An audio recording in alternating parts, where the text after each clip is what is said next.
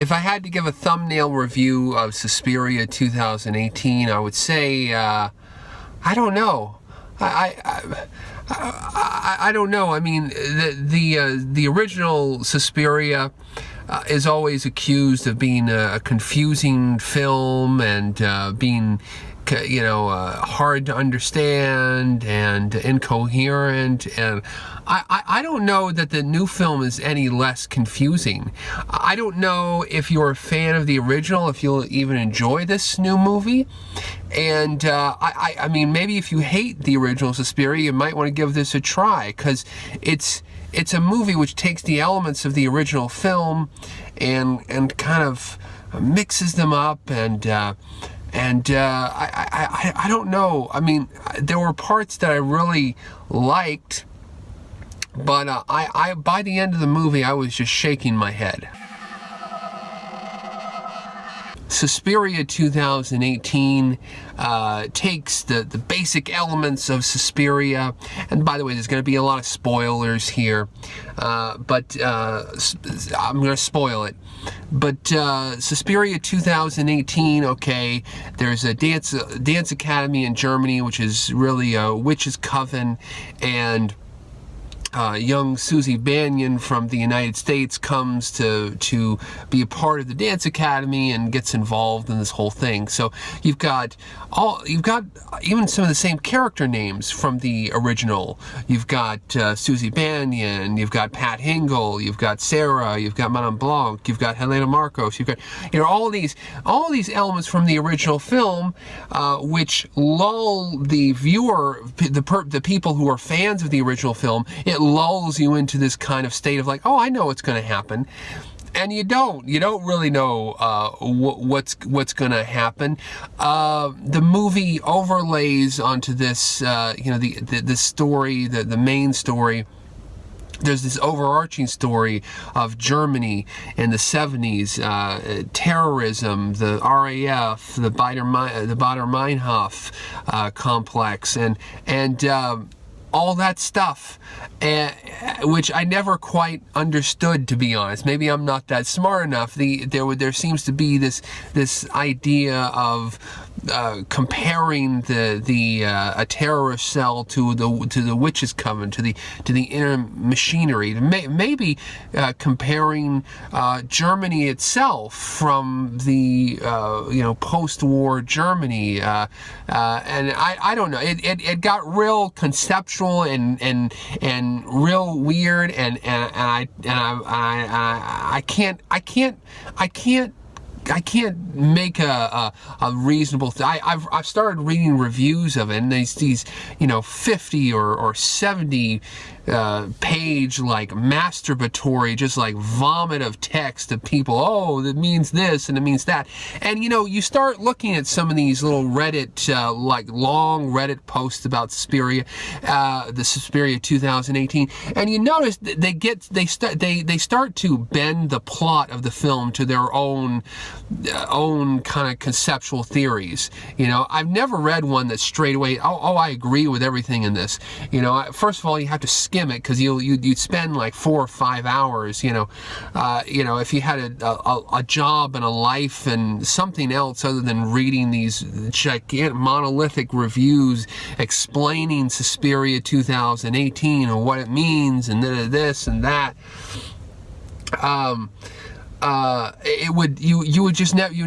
You never live a life.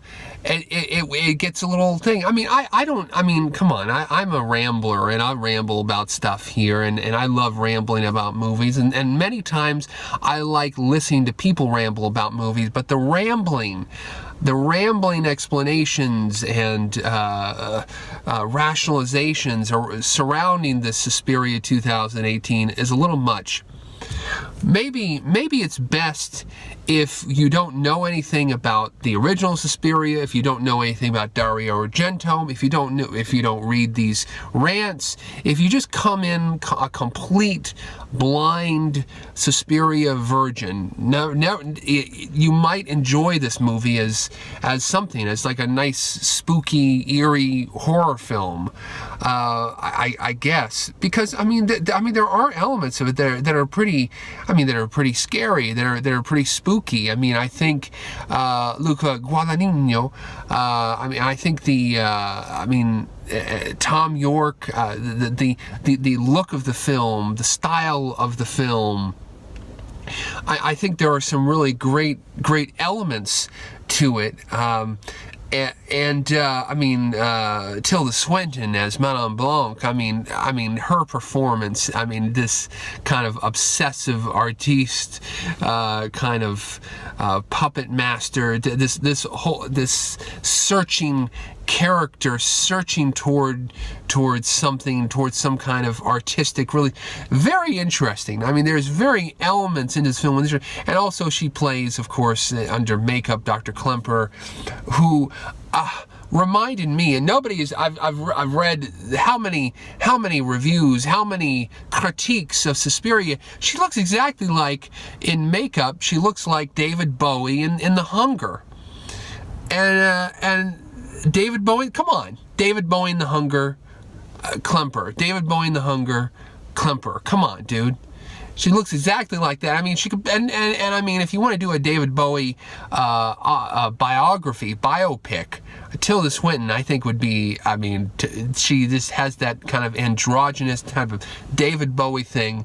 I was scared throughout the half of this film. I was scared Dr. Klemper was going to take the thing off, the chain with the, and it was going to slash somebody, but kept reminding me of David Bowie, the Dick Smith, David Bowie age makeup in The Hunger. And there were elements of the film which kind of reminded me of The Hunger as well. This film, very, very stylized in a way, but it has this very kind of dark, gray, portentous, full of rain. That's what Suspiria 2018 is about. It's a different style than the 70s Suspiria, which was this phantasmagoric light show of primary colors. And it's a different film. The original movie, I've watched it. I wasn't sure I was that crazy about the original movie the first time I watched it. I kept rewatching it and I kept getting into it. And I love the original film because, for me, how I understand the original film is the whole thing about the original film is, to me, it's about just one simple thing: that there is still magic in the world, that we live in this, modern era, 1970s Europe, America, but you can get on a plane and you can go to Freiburg, and you could go to these places where these three mothers exist, and you step off the tarmac and you go in, and the doors to the airport open, and you're suddenly thrust into this magical world. And the colors, to me, they're not just the colors, the music, the sounds. It's not just art for art's sake. It's not just artsy fartsy. It's to support this idea that you live in this, that you're entering this incredible world of magic, where light and sound and time itself are all bent to the whims of these cruel witches. And so that, to me, was my key into kind of my personal love and understanding, or a way of understanding the original film. So it's this kind of fever dream, phantasmagorica, where we're in this world of the witches, where, if you cross the witches, you're going to get there. And it's Susie's journey. The original film was Susie's journey through that. This film, Suspiria 2018, is more of like, it's more felt, there was feeling, it was more of a novelistic feel almost. The beginning of the film, the opening opening titles is a film in 6 acts and an epilogue, and you're like, what? This is going to be a book? Is this a reading? What? I think most people didn't just go, because it's not very well laid out at the beginning. You go, maybe you should have, hey, this is going to be a book in 6 parts, just laid out that for you. But I think it'd be very easy to miss that kind of Suspiria or How I Learned to Stop Living and Love the Bomb and the Witches. It was that type of a title. It was that type of a thing. It was like a Doctor Strangelove, Incredibly Strange Creatures type of. And there's lots of text in this film. There's chapters, there's texts. And I wonder if these hipster, aesthete, cinephile people, I wonder if they because I noticed that all the text has like a red drop shadow on it. And that was one of the when I made a movie, I had a title sequence that had drop shadows, and that was one of there was this graphic designer who reviewed the movie, and one of his complaints about my movie was that the title sequence had a drop shadow. I knew they were going to complain about the drop shadow. Even though films from the 70s and 80s, by the way, and even the 60s have drop shadows. Drop shadows are not something in the digital era, by the way. I mean, a drop shadow is, it's been part of topography for a long time, by the way. But everything had these, and you know how like in modern movies where they have to have subtitles, it's you can't have like a Helvetica style, just a plain subtitle. They gotta have a subtitle that somehow matches the font of the movie, like the title font. I don't like that. The Predator I think had that too, where you have and it's like, just do a plain font. Don't remind me of the title font, because that almost takes me out of the movie in a way, to be honest. I know that's and I know that's a geeky complaint, but they have these. But Suspiria has a lot of the movies in German, so you're reading a lot of the movie, and a lot of the movies in German, and it has these subtitles that are in this white real font, this white font, and it has a red drop shadow on it. I was like, wow, I wonder if the graphic designers are going to go crazy over this. The fact is this drop shadow over the movie, over the subtitles in the movie. But it's more of a, this novelistic approach. You have this whole side story with Klemperer and going off into his story and losing his wife and the war and reconciliation and this whole end scene, like epilogue, which I don't know. I mean, it's a little wild. Oh, and the twist. Okay, the big spoiler of the film is that there's this whole idea of the film is that they're trying to groom one of these dancers to kind of be possessed by the spirit of Elena Marcos, one of the, because it's a dance academy, and you have dancers, but there's this coven of witches behind it. And the coven of witches, by the way, is funny, because in the original Suspiria, the coven of witches it was like very mostly like a magic circle and everything. The coven in this film, we see them in very common areas, and they're eating together. It feels like almost kind of like an administration. There's a normality to the coven in this film, and also there's a lot of voiceover in this film, a lot of like telekinetic, like kind of plugging you into the details of the movie. A lot of reviews have been critical. They've been critical of this. That they've said, okay, this is explaining the movie and trying to make it more mainstream. I I don't know. I mean, you could argue that all this voiceover and stuff is just trying to smooth over the weird stuff, and it's making up for the deficiency of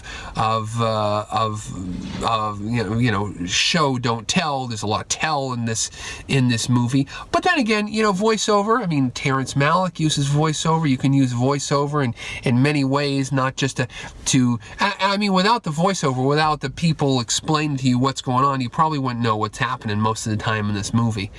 So I'm kind of two minds about the voiceover. I don't think it's some kind of trying to explain away the film or trying to simplify the movie or something. I think this movie is so kind of confused. You need a little bit of simplification.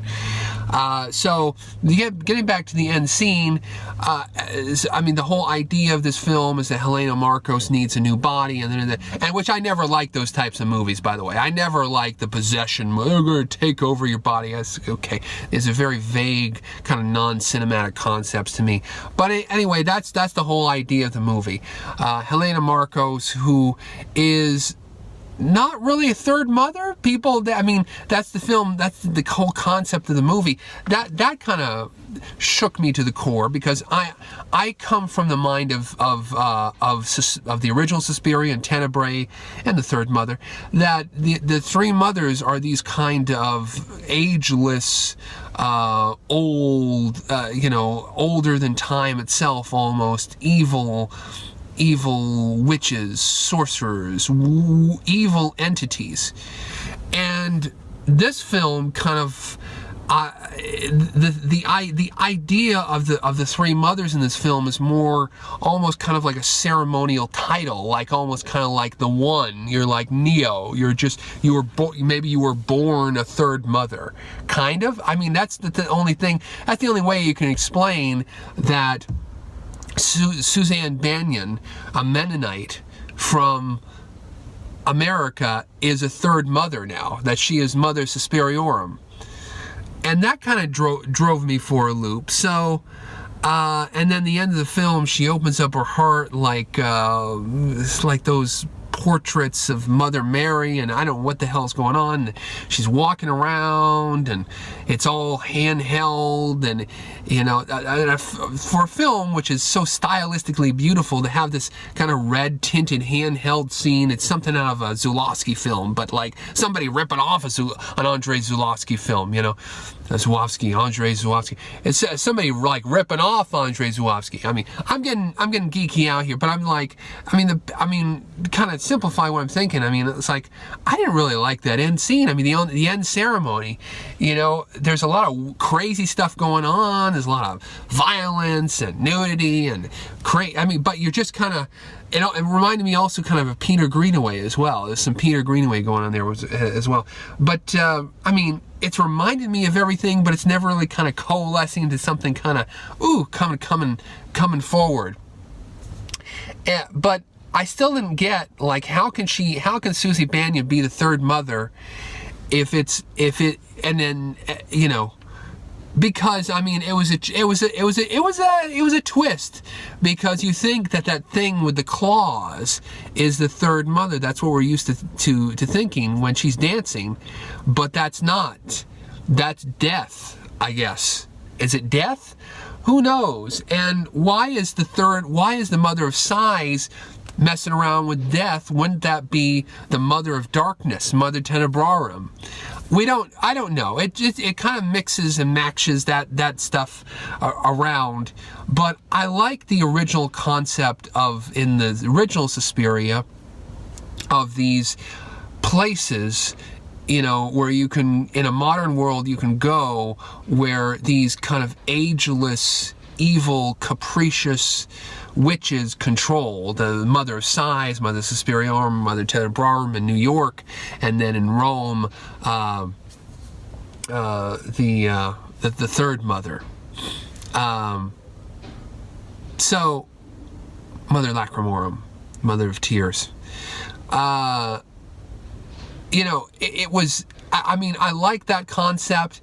But this movie is different. It's a different concept. This is a kind of a concept of, no, this is kind of like a ceremonial title, and we don't know if you're a third mother or if you're not, or whatever. I wasn't quite sure of that. But again, I mean, it's hard for me to condemn this film because there's so many interesting visual things that I like about it. There are other things that don't make a lick of sense in many ways, and never really was resolved for me, and that are too kind of vague and kind of novelistic and very, very much kind of painting a picture, whereas the original film was different. I mean, as much as the original film gets bagged on for not making sense, I think that the original film is like a Hollywood high concept thriller as far as making sense, compared to the new Suspiria, where you don't know what is up and what is down. And maybe that's a good thing. Maybe not knowing what is up and what is down, it's that adds some ripples to it. Also, the new Suspiria is just a wonderful film if you're this kind of I mean, if you want to lecture to your group of young friends about Germany and West Germany and the terrorism, and it's this whole thing. I mean, there will be essays, there will be high school and college essays written about the Suspiria 2018 for years. There's enough food for the academics to critique and rip apart and babble on about for years in this film, I think. And I mean, the original, I mean, there was a lot of that in the original. There's even more here because it brings in that concept. I think the film overall it's a different film. It has its own look. It has its own feel. I think all the actors, Tilda Swinton, is doing a wonderful job. I think she was the best thing in the film. Dakota Johnson, everybody, all the young dancers, were great. And by the way, I saw a review that says this is a film about the old witches versus the new witches, but they're not. The dances aren't witches. The dancers aren't witches, and I mean, they're people who are being unwittingly preyed upon by the witches, but they're not. I don't know. It's difficult to even describe or even explain anything in this movie because I don't feel like I'm on good footing. I don't feel like I neither understand nor buy into all of the baggage that this readaptation of the story brings with it. I don't reject the craft and the integrity and the honesty in which it was made, but it would take me maybe one or two watchings to really get into it, and then I really don't want to waste that much time. I'd rather watch the original again and again. So, Suspiria 2018, I really don't know what to make head or tails of it. It's not really a straight-ahead story in many ways, especially toward the end, where the film is leading you toward a story, and then it just kind of blows apart all your conceptions that you had based on the original movie, which is, okay, the original movie is the original movie, but I don't know. Again, I don't know what to make of this movie.